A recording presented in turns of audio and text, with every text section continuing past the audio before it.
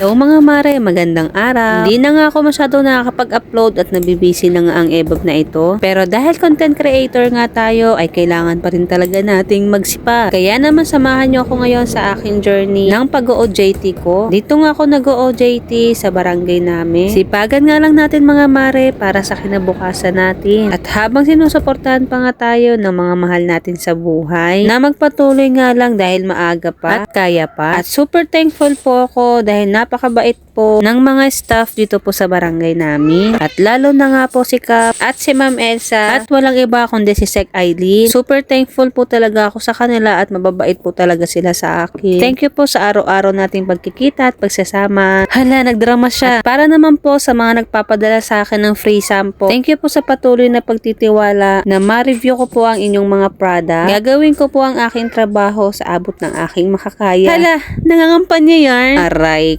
ko. Napaka-OA.